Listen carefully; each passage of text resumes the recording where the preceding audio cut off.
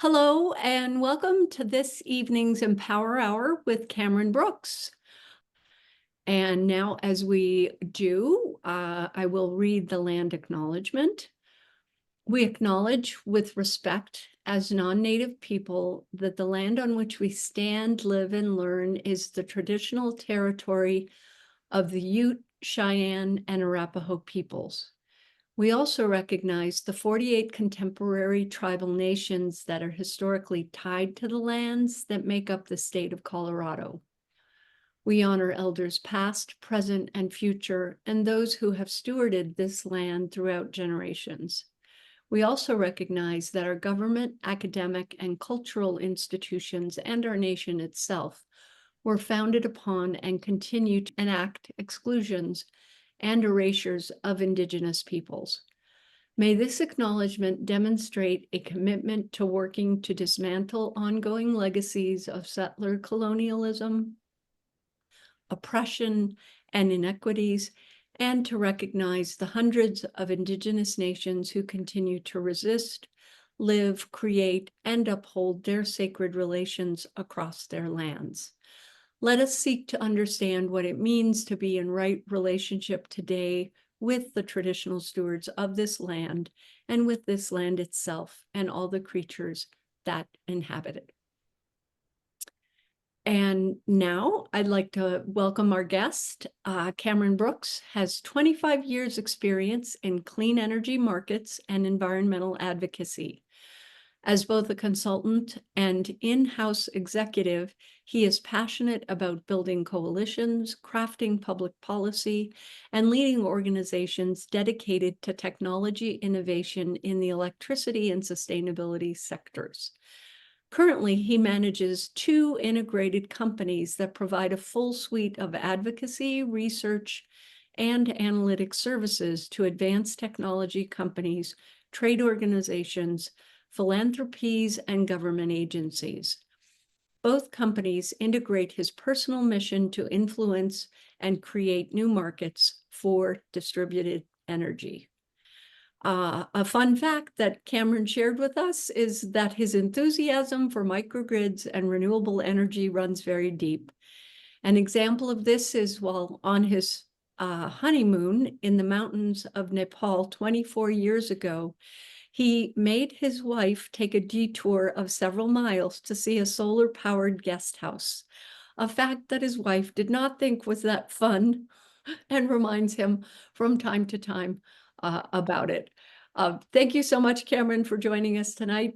Please proceed whenever you're ready. Thanks. Great. Well, it's great to be here, and I appreciate the chance to, share some thoughts. As Mary suggested, please feel free to jump in at any point if there's questions or clarifications or anything like that. Well, as Mary said, I do a lot of consulting and advocacy work, mostly focused on state public utility commissions. And in one of those capacities, I serve as the executive director of a group called Think Microgrid, because microgrids are dope. And so I wanted to share a little bit about who Think Microgrid is, some of the things that we do, how that might relate to the state of Colorado. I know, there's a lot going on here in the state. There's a lot that could be going on here in the state. And, there's some barriers and other opportunities that are probably worth just calling out. So with that, I'll probably take 20 minutes or so and just walk through a little bit. But hopefully that'll set up some conversation, and maybe a little bit of a spoiler alert here. You'll hear from me often that it's really in the policy realm where I believe that the most significant barriers lie. So it's not really about technology. It has far more to do with policy and how we approach utilities, regulation in this state and around the country. So who is Think Microgrid? We are a trade organization. In fact, I'll explain a little bit because we've been incubated within a partnership for the last 3 years, always with the intention of spinning out into an independent organization. That actually happened last week. We've been officially incorporated in the District of Columbia. And we seek to be a unified voice for the microgrid industry, to be able to represent the specific interests of microgrids, those technologies, project opportunities within a lot of the policy discussions that are happening at the state level, at the federal level, and within things like agency implementation. And so we do try to stimulate action by kind of raising questions. I sometimes say that we're far more invested that regulators are asking the right questions than we are in exactly what answer they come up with. And then we do a fair amount of just trying to bring people together. So it's really education focused. And I'll touch on some of that here, what microgrids are, what some of the benefits are. But, there's sort of the 3 E's here that we work on around education, evangelizing for microgrids as a solution for a lot of problems, especially around, or challenges, maybe I should say, around climate, around equity and resilience. And then we try to work with leaders to get them to move forward. So you can see some of the companies that are founding members, but we really try to be inclusive in a broad tent. So we're not necessarily coming out with one prescriptive answer or solution. We sort of love all of our microgrid children. As Mary mentioned, I do that within the context of running a company called E9 Insight, where we really focus on what's happening at the state, within each state's regulatory ecosystem, I guess I'd call it, with the state commission sitting at the center of that. So why do we need microgrids, or how can they help us? And I think, one way of understanding this for me is really because our grid today is extremely brittle. And so, what you're seeing here is the utility company around New Orleans' answer to how to build resilience, which was to bring in, or to build in, some larger transmission lines, which essentially went down the first time there was a big storm coming through. So, relying on this centralized system, especially today, where it's so vulnerable to, or very brittle, I guess I would say, vulnerable to weather disruptions, but also vulnerable just through the day-to-day challenges of operating a grid. So it's an actual fact, or at least so I'm told, that the overwhelming majority of grid disruptions happen at the distribution level, and within that, the overwhelming majority can be attributed to squirrels. And so, it's sort of amazing to me in the year 2024 that we can accept on a day-to-day basis such a vulnerability, but there we are. There's another challenge, which I analogize sometimes to how our grid operates today, which is this idea of just a one-way pyramid. If we pour enough in at the top, then hopefully power will flow down to all those out at the edge of the system. That may have made sense at one point, but today we have such advances in technology, in controls and sensoring and energy storage, that it just leaves a lot of opportunity on the table to continue to think about the grid from this one direction flow. So what is a microgrid is a completely, of course, valid question.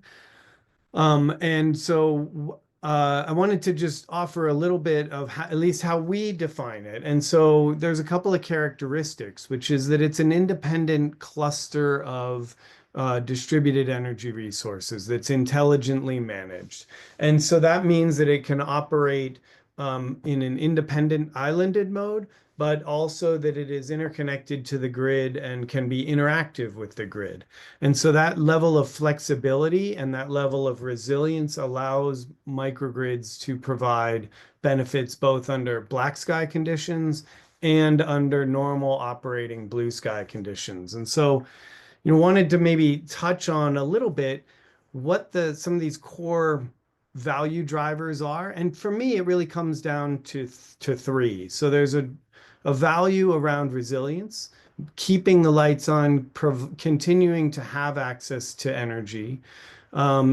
There's flexibility, being able to respond to changing conditions, respond to conditions on the grid, and then economics. And I'm using economics here both in what we think of normally as sort of the fiscal economics, monetary economics, but I tend to include as well the ecologic benefits of microgrids, especially thinking about how, that it's really just bringing those externalities in. And so how do microgrids fit into this, and how are they distinguished from some other, other things that you might be hearing about, like let's say virtual power plants, which are aggregations of sometimes storage or thermostats, loads that can be flexible. So that's flexibility, but it doesn't provide that level of resilience to be able to operate independently. Similarly, you can have backup power, diesel generation, other systems like that that can provide you resilience. But it's really just an on-off kind of situation. Again, self-generation is a great economic benefit, or being able to use that flexibility to manage things like demand charges. There's different solutions for that, but the microgrid sort of sits within all of those and overlaps. And so that's one of the reasons that I'm so enthusiastic, is just the ability of microgrids to be able to operate in a bunch of different venues, in a bunch of different contexts. So I'm not the only one who is a fan of microgrids. So obviously, this is our current Secretary of Energy, Secretary Granholm, who has helped promote microgrids. And within the Department of Energy, they've promoted a vision for microgrids and distributed energy in the future, where we can get 30 to 50% of the generation that we need from the edge of the grid, from distributed resources, with microgrids operating essentially as the building block, that intelligent cluster that can interact with other microgrids, can interact with the grid, can be controlled and provide benefit directly to consumers. So we use this within Think Microgrid as a defining vision, to be able to say, well, what is the scale that we're talking about? And so to me, this is ubiquitous microgrids that are at all scales. This is not just a few microgrids in certain configurations and certain settings. I think microgrids have an opportunity to be operating up and down the infrastructure of the energy system for energy customers, large and small. And as you may know, or can have access to, this report's available on our website, which is easy enough, thinkmicrogrid.org. But last year, we published a state scorecard where we really tried to go and rank the states and say, well, how are they doing, and how should we evaluate how a state is doing? And so we have 5 criteria that we used, looking at, well, how much what is the penetration of microgrids, especially as measured against that vision that we were just talking about?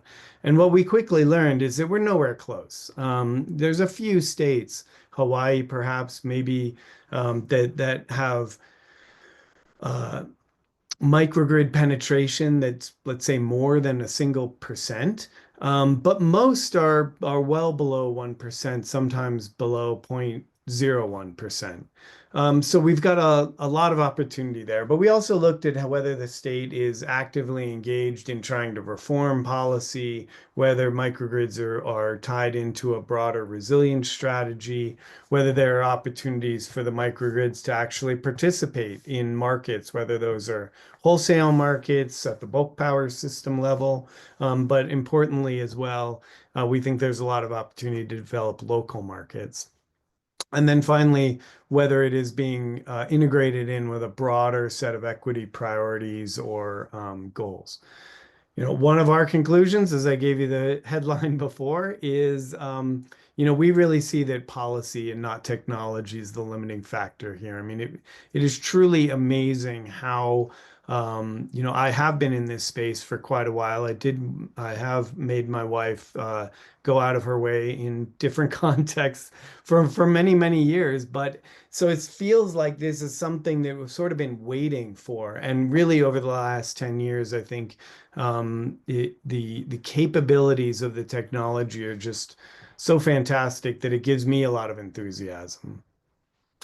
So I mentioned before, these were sort of the criteria that we looked at for how to assess any given state. And the results that we came up with were, well, nobody got an A. We didn't give out any A's, and really that for us requires a coordinated effort where there is significant, where microgrids are providing a significant resource in the operations of the grid, as opposed to just on certain days or in certain locations. Um, but as I say, most states really haven't gone that far. And so the good news and bad news here is that there is, we're not nearly as far along as perhaps we could be. Microgrids aren't providing the kinds of benefits that we think they could today. But of course, the good news is there's a lot of room to improve, and it kind of leaves a wide open field of opportunity. Um, we're actually getting ready tomorrow to publish a 2024 update to that. And so I won't really get into the details of what the scores are, but I wanted to pull out one of the slides. We work with a company you may know, Wood Mackenzie. They're a reasonably well-known uh, market data firm within the energy space. And so they have a database of deployed microgrids and do a lot of research around what the market for microgrids look like. And what I would point out is, we've got three different sort of time frames. So the first column is really, what has been happening over the last few years. And the big blue down at the bottom, the big blue box is retail and service organizations. The next one is military. Why I think that's interesting is because it really is the commercial industrial sector in a lot of ways that has been the primary driver, or at least where there's really significant adoption. But what you start to see, and what I find interesting, and I think it ties into a broader theme that I had mentioned before, is around resilience. We're seeing a lot more activity at critical facilities. Think about water treatment plants, 911 call centers, fire stations, emergency facilities that we want to stay operational during moments where the grid is taking some kind of great impact. And so I believe that that is probably one of the things that is really going to help catalyze microgrids is how they're able to perform and provide resilience directly to consumers. Because there's really no other way to do that without having some kind of energy resources on site. We also included in the scorecard that's coming out tomorrow what we call a policy idea bank. And that really flows out of some policy summits that we've had over the last few years. So these are all ideas that have been vetted, validated, discussed with a broad range of industry stakeholders, with regulators, with legislators. And so we feel like there are a number of different actions that states can take, commissions can take, or even local government to help take advantage of the microgrid opportunity. We also try to highlight how microgrids, and there's a lot to sort of dive into potentially here, but how microgrids really serve as something of a microcosm for the broader world of distributed energy. And there's a lot of places where distributed energy, because of how our energy system and our regulatory framework has developed, really are disfavored and discriminated against. And an example was this past summer, the White House and Department of Energy put forward a zero emissions building definition. And within the idea, it seems relatively straightforward, would be it's a building that doesn't emit any kind of greenhouse gases or carbon, except under these rules, If you have a backup power system at that facility, they don't count that. And if you're buying power off of a grid that is itself not clean, then they don't count that either, or at least they provide a way to offset that. But if you want to build a microgrid on your site that can provide resilience, can integrate in renewable energy, can provide a benefit to the grid, that's not allowed. And we thought, this is sort of an example of either inconsistent accounting of, and it just we sent in this open letter to try to raise some awareness around the fact that, there's probably a better model here that doesn't just discriminate against what we think would be much better solutions for society writ large, for the customers that are being served. And it's sort of unfortunate that it got caught up in a definitional snafu. We also provided comments into the Colorado microgrid roadmap, which, as I understand it, should be out really pretty much any day. I think the statutory requirement is by the end of this month. And I'm happy to share more about some of the comments that we offered, but I will say we found the roadmap underwhelming. And in particular, we found that it wasn't consistent with the law that actually put it in place, which anticipated that the roadmap would help develop actual policy recommendations. For reasons that, we couldn't quite understand, the consultants leading that process felt like that wasn't their place to make policy recommendations. And so really that was one of the big things that we saw was we need to be able to articulate a vision for what can microgrids do within the state and what are the barriers from allowing that to happen, and what are actions that could be taken by the Colorado Energy Office, by the Public Utility Commission, by the state legislature. All of that was written into the bill that required this roadmap to be developed. And we hope that our comments may have led to some changes in the final version, which, like I say, should be out, as I understand it, any day.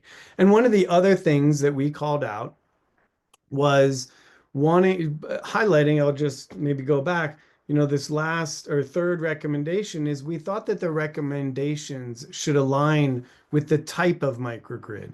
So, if we go back to the definition that I offered before of being able to be interconnected to the grid, to operate independently, to be flexible, a residential home can have those characteristics, an airport can have those characteristics, and everything in between. And so there's great differences out there, and the policy issues related to them are very different as well.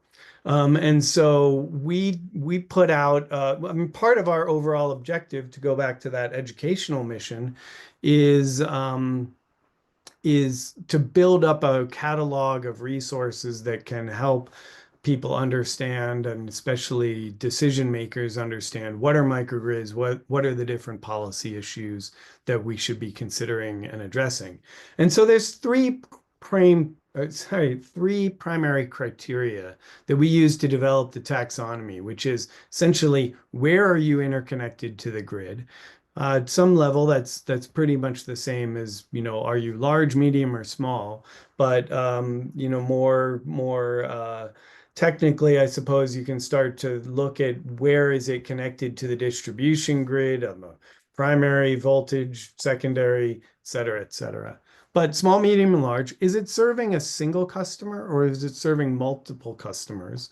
And then who owns it? Is it owned by utilities and using ratepayer capital? Is it owned in some other way by public agencies or public facilities, or is it owned privately? And all of these have different aspects to how they affect the policy. As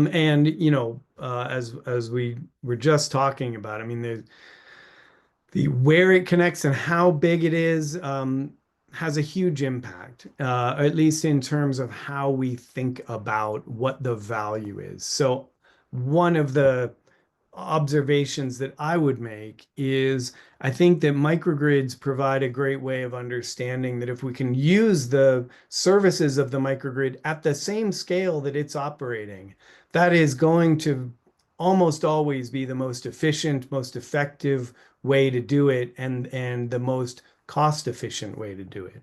So I'm sure a lot of you are familiar with all these different models of how, aggregated load or demand response and microgrids as well can be aggregated and bid into wholesale markets when it's sort of a market fiction because the electrons stay near where that microgrid is.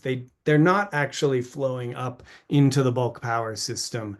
And as a result, that can actually introduce a lot of extra costs that don't match the actual reality of how microgrids operate. So we put in some examples of large, medium, and small microgrids, like I say, utility owned at substations. Um, the Atlantic City microgrid connects a bunch of community facilities, et cetera, down to a sort of more medium level, like smaller regional airports, military bases, and then, as I say, down to even the residential level. That's all available on our website. I mentioned before as well that we host these policy summits that we've done for the last 3 years. And again, these are places where we try to vet some of this information and we try to help cultivate some of the ideas. I'll as we think about Colorado, in particular, and this comes directly from the last policy summit that we put together, which focused on community microgrids. You might hear that term a lot, but what does it mean? And so we kind of put forward this, what we call an observational definition, because it's hard to come up with an exact technical definition. But for us and within the group, the cohort that we pulled together, a community microgrid connects multiple customers together. So it's got that aspect of being a community facility that can be both large and small customers, that there's some kind of direct public purpose or public benefit, and that there's an aspect of local ownership. And the idea of ownership, again, to me, is very important because I think that there's one way of looking at at our system right now, which basically says we're renting our electricity, or we're signing up for this subscription service.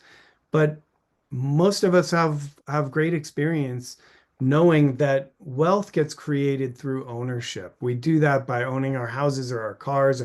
There's a lot of places where it makes sense not to do that. But right now, there's a lot of restrictions for how individual customers or communities can actually invest in and own their energy resources and take some control over their energy destiny. So this was the observational definition that we came up with. And that led in this discussion that we had back in April, I guess, to defining a set of principles, some of which, I just mentioned. But the idea that people should be able to invest into these facilities, have control, that the system should be planned around the idea that these resources will be available. So again, my point or my purpose is not to walk through each of these, but just sort of give you a taste of some of the things that that we've talked about and that I think are relevant to this discussion, both about microgrids at the national level, but also here in Colorado. This is probably more of my reflection, but I do think that microgrids and the transformation that we are either facing or have the opportunity to help birth will benefit from us thinking about interconnection and broadening that term. So yes, you need to be physically interconnected to the grid, and there's rules and regulations around what that means. But there's also an aspect of being connected in a digital capacity. Do you have access to good information? Can the microgrid understand and have published to it information about grid conditions? So we know when, for example, it might be a good moment to charge a vehicle because there's a lot of carbon-free electricity on the system. And interconnected to the economic benefits and opportunities. That was one of the criteria within our scorecard, thinking about about markets, market development. To me, and for those of you who might not be able to read this, there's a penguin flying above his peers saying, "We just haven't been flapping them hard enough." To me, I like this cartoon and I throw it up there every once in a while because I think that we really do need to look at our system with fresh eyes. I don't think, for example, and this is my own sometimes, snarky comment, I don't think we're going to transform our electricity system because we're going to come up with a slightly better rate design. I think that we need to be thinking about new ways to approach it. And I think microgrids offer an opportunity to build resources at the edge of the grid that can interact.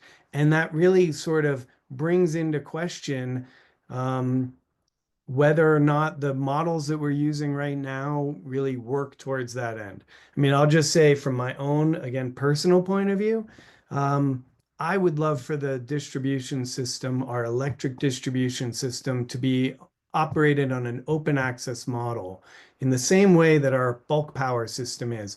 If I want to connect my resource to the grid and I want to share power with my neighbor, or many community or homes want to come together and connect to a single battery system, they should be allowed to do that. But our regulations don't allow that right now, and I think that there's a lot of opportunity to change that. So I probably went on a little bit longer than I said, and I'll stop there, and I see there's quite a few questions here, so maybe I should walk through some of these, or what do you think, Steve? How should we approach the discussion part? Yeah, Cameron, why don't you start with these questions and we'll just go from there. That sounds great. So I'll start at the top, I guess. And maybe you can see all the questions. Can everyone see the questions, or should I read them out? I would read them for purposes of the recording.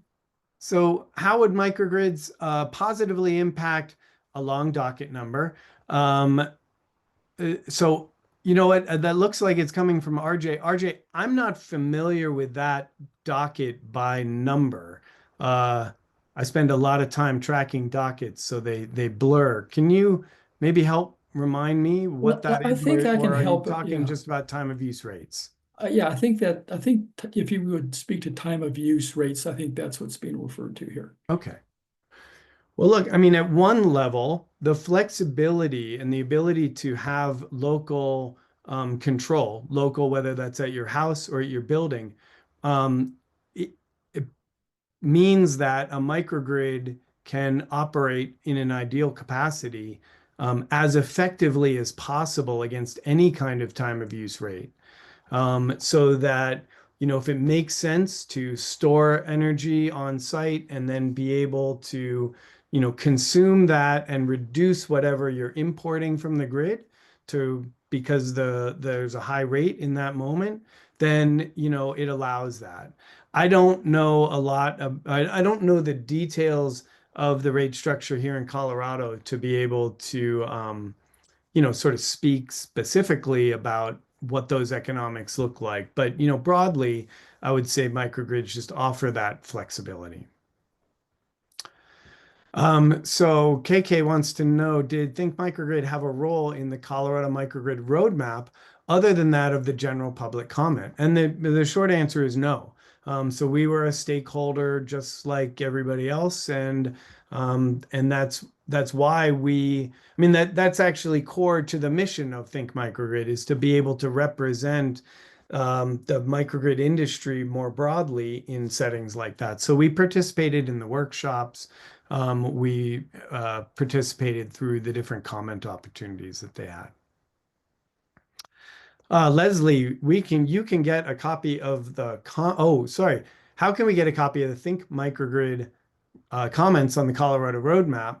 The CEO doesn't seem to have published the comments. Yeah, it's funny, it's similar to the rule I was talking about around zero emissions buildings. They didn't publish the comments there either, which I always find to be a little bit troubling because there's a lot of wisdom in the crowd that is offering comments in, and it would be nice to be able to build off of that.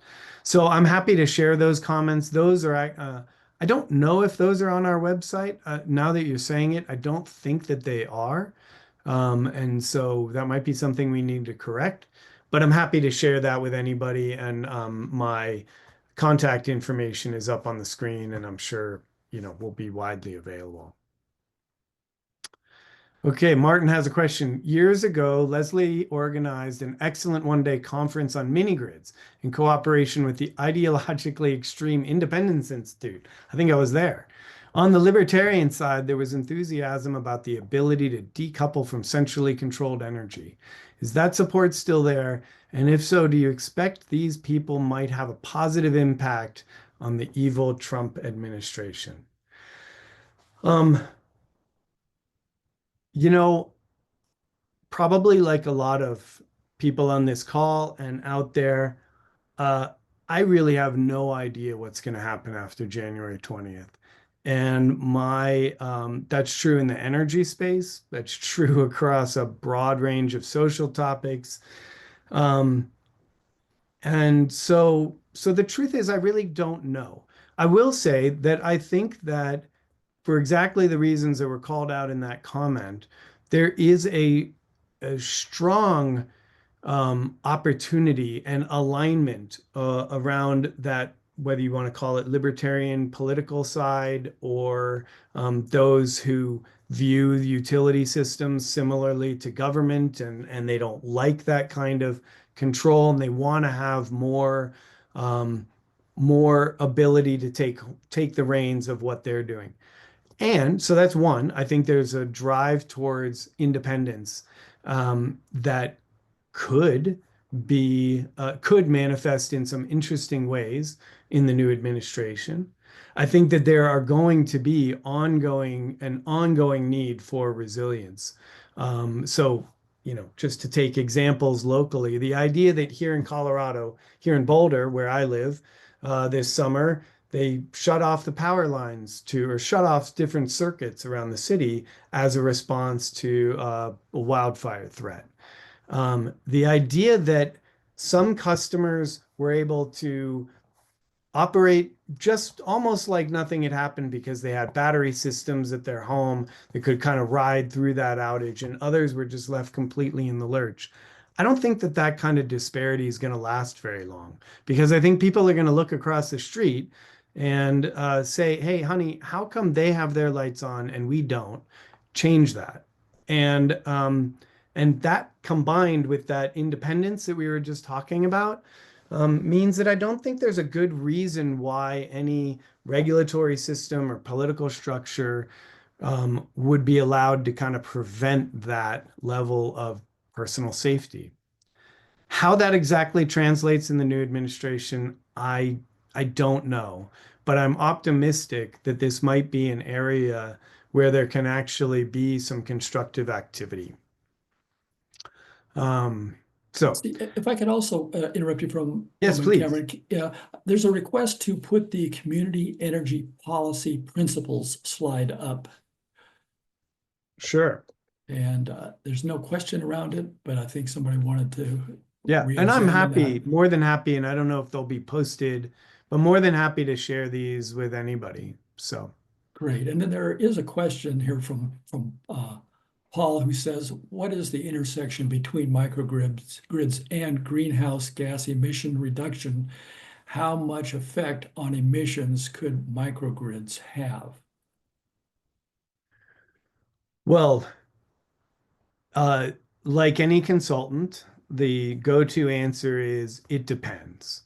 So, I mean, at a certain level, a microgrid is, as I said before, it's an intelligent interconnection of energy resources. What those energy resources are, at some level, could be anything. So, is it possible that a microgrid could be using a lot of fossil fuels and having a very negative impact? Absolutely. My experience would suggest that that's not what is happening. And so, and then let me just offer a couple different examples. As I mentioned before, commercial industrial space is one of the primary drivers of microgrids today. Think about Walmart or grocery stores that, if the power goes out for more than a few hours, they lose their inventory and they know exactly what the value is there. And interestingly, just a little side note, one of the things I learned on a tour of a Walmart that had a microgrid was, sure, they lose all the inventory, but in fact, to take that inventory off the shelf, they have to scan out every single item. And so it can take days to literally be scanning through so that they can track all their inventory. So there's a huge labor cost as well as just the inventory. Those facilities use in almost all situations some kind of natural gas turbine to provide the level of resilience that they need to be able to operate if the grid goes down for more than a couple of hours, because battery systems just can't, at this stage, provide that longer duration at that high level of demand that's needed.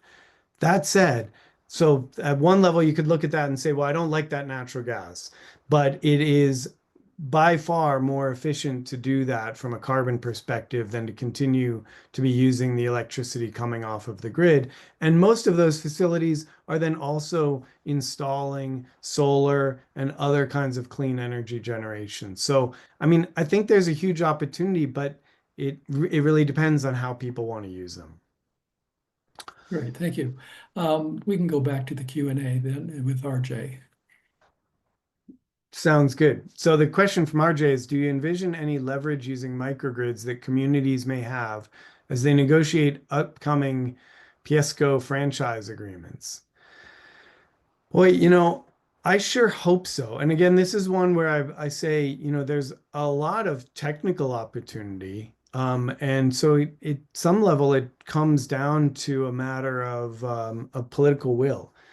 I'll confess, I don't know enough about the dynamics of what those franchise negotiations look like.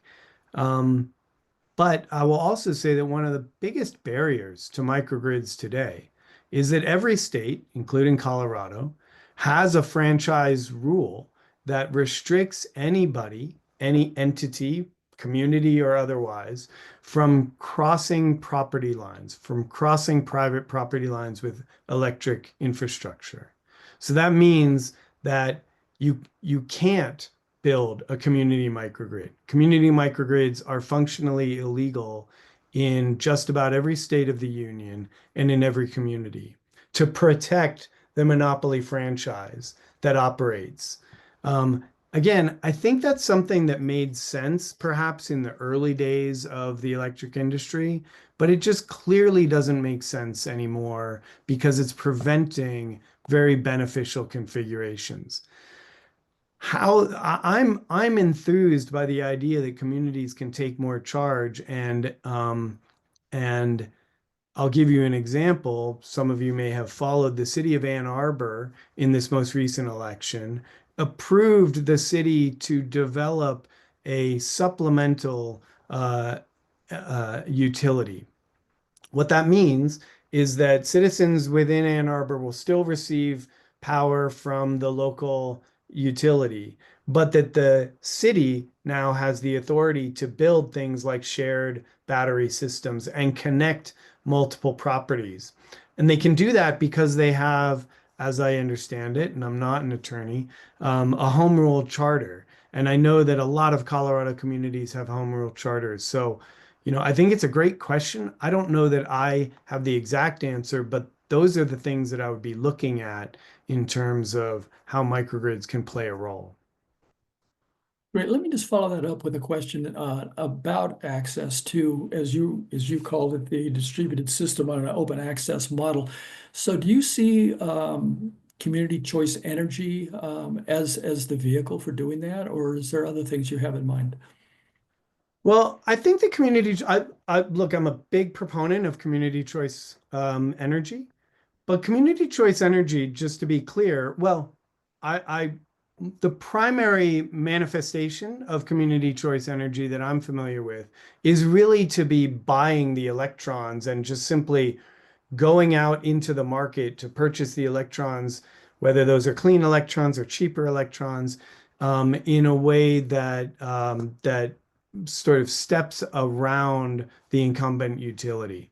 But it's largely a wholesale market transaction to buy in bulk those electrons.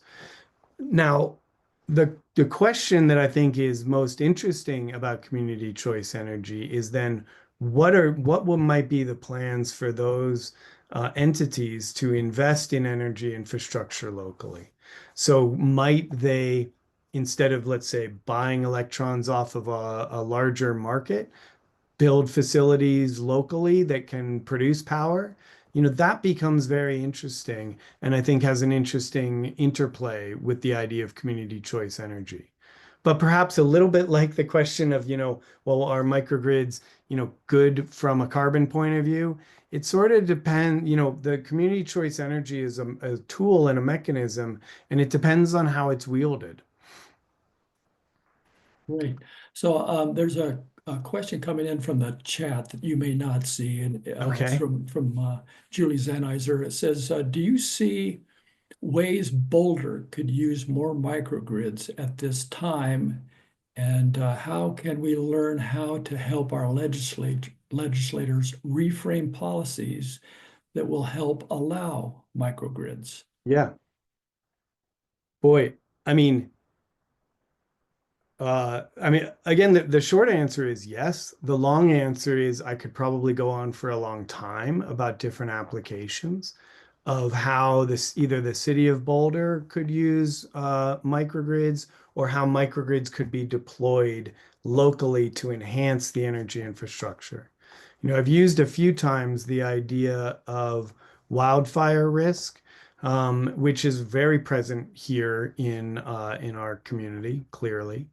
Microgrids can provide a couple of things. One, a way for a group of homes, businesses, community facilities, again, can operate at a number of different scales, to be able to have a microgrid to provide resilience during those moments where it's too dangerous to run the transmission lines, because that's where some of the wildfire risk is coming from, is those energized lines that then spark and catch a fire, whether that's in California or in Hawaii or here in Colorado. So to be able to de-energize those lines, but keep the power to those homes is absolutely a great opportunity, or one use case, I guess I should say. Um, I think about vehicle charging as well, to be able to use batteries and solar, for example, to store electricity and be able to have a fast charging capability for vehicles. That could be done at things like the rec center or rec centers. There's obviously a lot of applications, or maybe it's not obvious, but I will say there's a lot of applications to use microgrids for critical facilities, as we were talking about before. I mean, truthfully, microgrids, and this is part of the challenge of the term, which is why we sort of spend so much time trying to explain what they are. Like, it covers a very wide range of applications under normal operating conditions, under those extreme conditions, large, small. So, I mean, the list of possible applications is enormous. And it comes down to how, what are some of the ways that we as a community might want to encourage those kinds of deployments?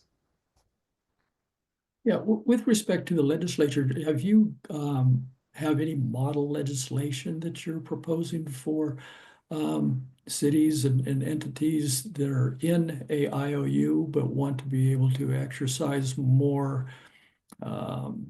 creativity in terms of using microgrids? Any kind of legislation that you have in mind? You know, so we don't have model legislation in the sense that, here's the language, drop it into whatever bill and pass it. We're not really resourced for that, to be perfectly honest. And going back a little bit, we don't necessarily see that as our role. to have that level of language. That said, we absolutely have, I mean, the idea bank that I had a slide up before really is sort of the first step before, let's see if I can find that there. The first step to be able to start those discussions at the legislature. So there's things in here, you know, I'll call out right-of-way reform. I've talked about this a little bit. That's the restriction of connecting multiple customers. The state of Maine has a rule or a law on their books that essentially says for beneficial microgrids, we're creating an exemption from this rule. So if you are connecting to a critical facility, for example, that is exempted from this restriction. So that's an interesting approach that I think could play very well here in Colorado, which is to say, let's not just, you know, wipe the slate clean and let everybody do whatever they want, but let's identify some of these opportunities where it's just it's clearly a no regret situation and create some exemptions. But that's probably a longer answer to the simple answer, which is no, we don't have specific legislative language. Yeah, that's helpful though that you point to Maine. We'll have to look at that. So Yeah. we can go back to the Q&A if you want to pick it up where we Sure. left Well, I'll off. go back to the Q&A. It looks like RJ this looks more like a comment to say the known unknowns after January 20th. There are a lot of known unknowns. I agree. Bill has a question. Colorado's new VPP law mandates performance-based compensation for power, capacity, ancillary services, and wires deferrals. Would a community microgrid join the VPP as a single prosumer? Well, I think the answer to that would be yes.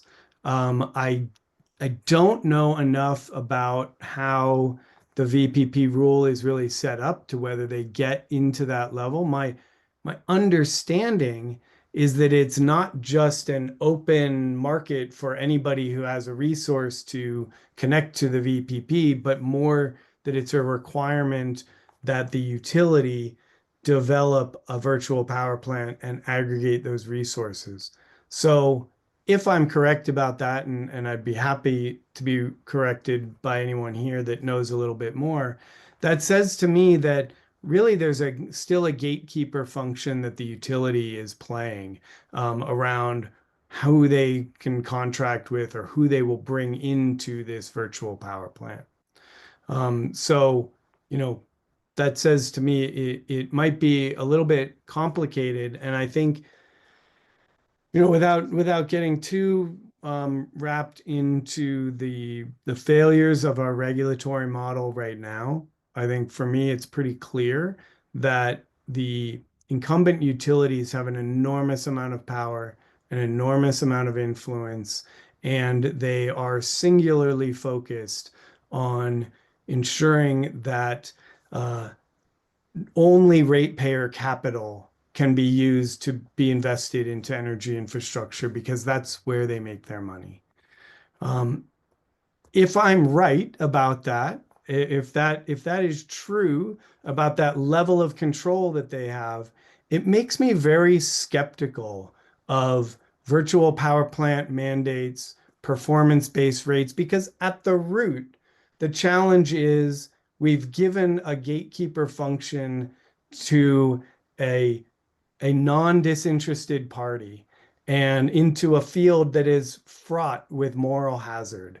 So utilities left and right are making choices that are unethical, that are causing damage and harm.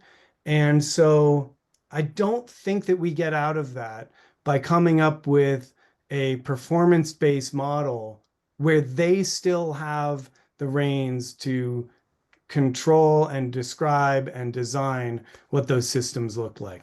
So that's a short little editorial comment.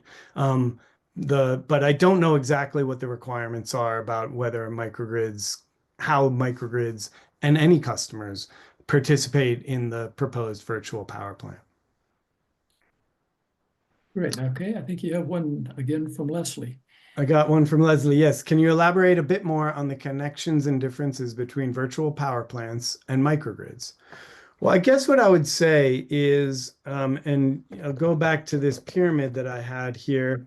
A virtual power plant is an aggregation of energy resources, and most of the virtual power plants around the country, just to be clear, when that term kind of gets thrown around, are thermostat programs, reducing a little bit of demand by adjusting people's thermostats on hot days.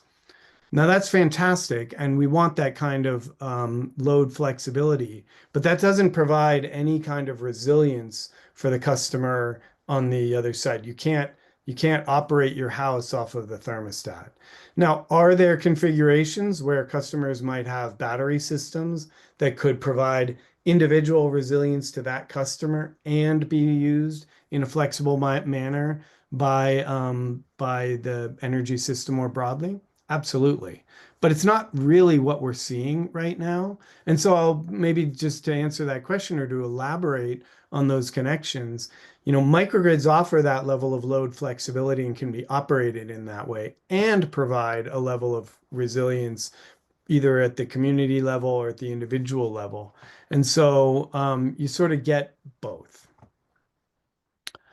Couple more questions I'll breeze through here. I chatted with Peter Lilienthal Sunday, and he confirmed the old joke, if you know one microgrid, you know one microgrid is still valid.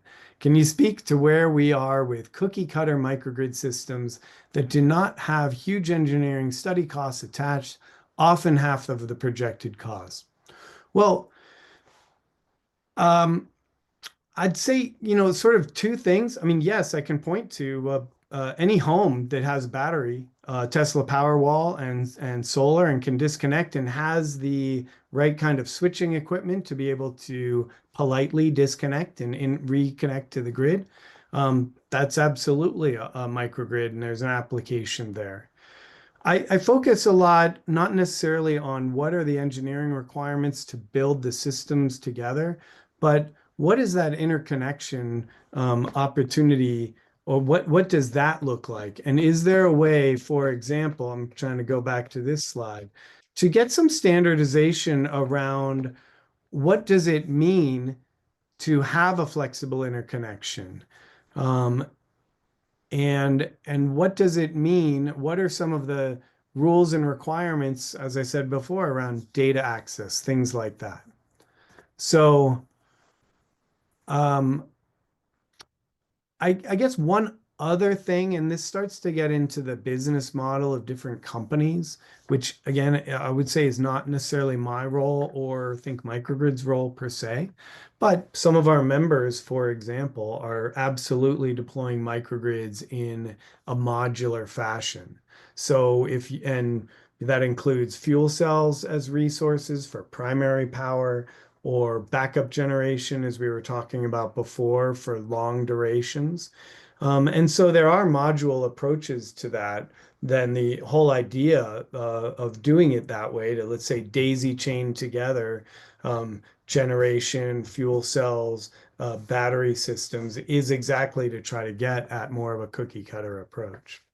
There's a comment here from Bill that I think is a clarification of what I was saying before. He writes that VPPs can be independent aggregators in Excel's virtual power plant model, but Excel is also launching their own VPP.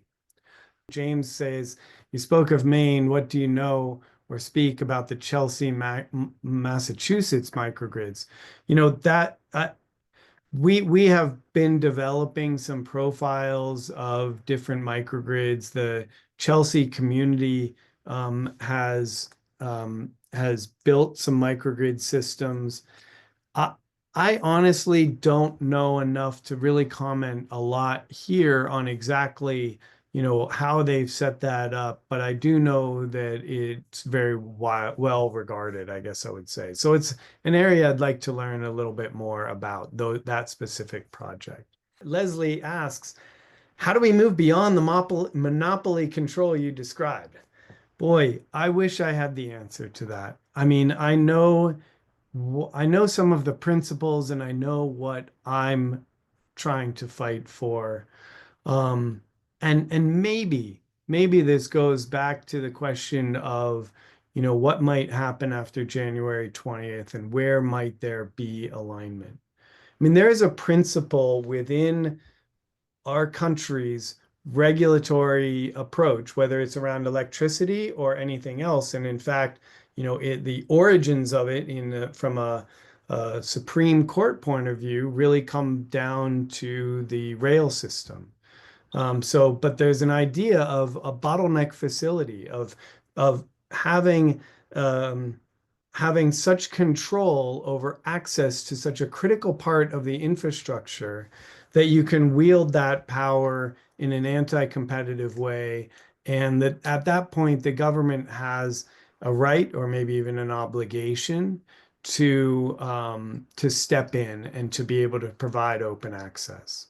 And so that happened in the rail system. And it is the same thing that has happened at the bulk power level for our energy systems, which means that utilities or transmission owners have to publish what is the rate to be able to use those facilities. And I think that that model can be applied to the distribution system, meaning to create this open access. Now, how do we move beyond that? I mean, how do we achieve that?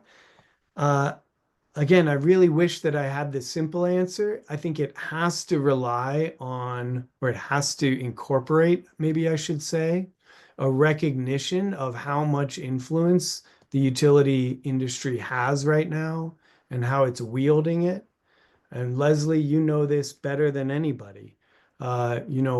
Citizen advocates go spend their own time to operate in front of the Public Utility Commission. And at the same time, we as ratepayers are funding in-house and external counsel to fight against Leslie. We're paying for that. We are paying every time. I'm not a huge basketball or sports fan, but there's a 3-point shot alarm, as I understand it, in New Orleans that goes off every time, that's sponsored by Entergy. Well, that's insane. I went to Coors Field last summer to see a baseball game. There's giant Xcel Energy banners up that we're paying for. And I think that that level of influence, at the very least, needs to be made more transparent. And I would argue, is entirely inappropriate. I say that it's an easy thing to say, but we live in a world where that is the reality. So I wish that I knew exactly what the formula is. I think I'll offer this historical perspective, which would suggest to me that no industry gets transformed by the players within the industry. AT&T did not break itself up. It was broken up as a matter of a legal challenge. Most industries don't get disrupted from within. There's something that comes from the outside to disrupt it. I'd like to believe that microgrids are that kind of disruptive force that comes in and is able to get a foothold into certain applications in a way that that proves their value and then has more of an organic adoption as opposed to a rule change.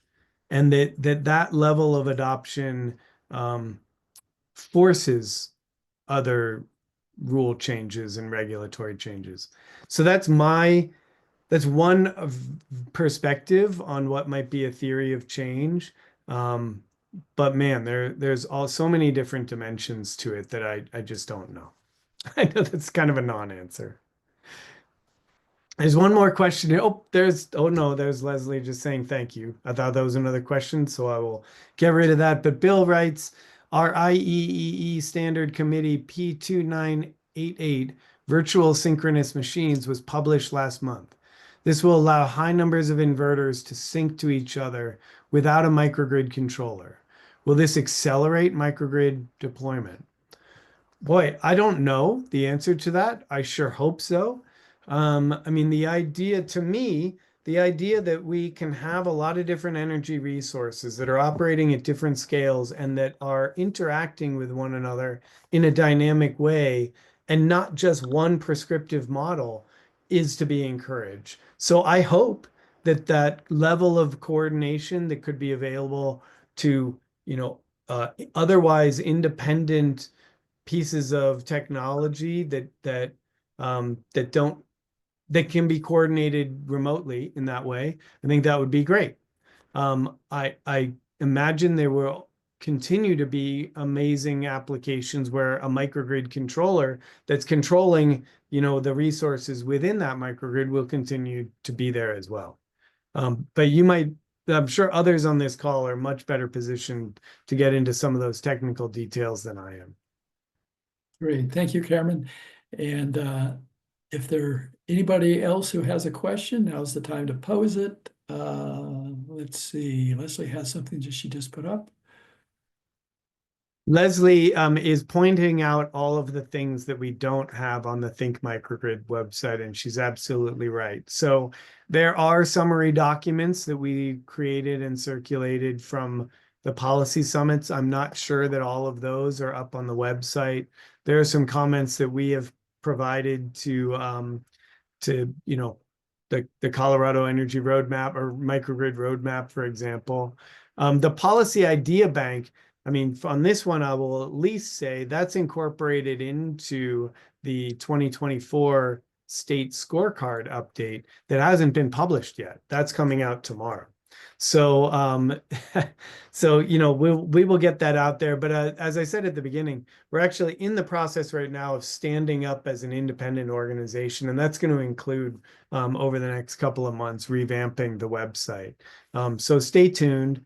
And if we don't post those things up on the website, please just shoot me a note, Cameron@thinkmicrogrid.org, and I would more than happy to share those with any and all. Great, thank you. And the congratulations keep coming in. So you've got a big fan club here amongst the Empower Hour group, and we thank you very much on behalf of the Empower Hour production team. We thank you, and on behalf of all of those who are guests tonight, we appreciate the time that you've put into making this presentation and the exhaustive question and answers that you've been able to provide us. Thank you very much, and we wish you the best in on your new enterprise, having incorporated in Washington, D.C. I hope that goes well for you, and we'll be watching. Thank you. Well, it's a pleasure always to join you all. So I appreciate the opportunity and hope to see all of you out there in the field somewhere. Great, thank you. Enjoy the holidays and enjoy your dinner with your family. Thank you. Thank you so much, Cameron, for joining us tonight. So interesting. We will definitely link to your report on our website and include the slides from tonight's presentation. I just want to take a moment now to thank the other Empower Our Future communication team members who are integral to making these Empower Hours happen. They are Paul Cullen, Chris Hoffman, Steve Whitaker, and Julie Zahniser. Again, later this week, the video will join all of the other recordings of past Empower Hours. Those are available at empowerourfuture.org/events. And on behalf of the whole Empower Our Future team, I want to wish you all a fine holiday season and terrific 2025. Thanks.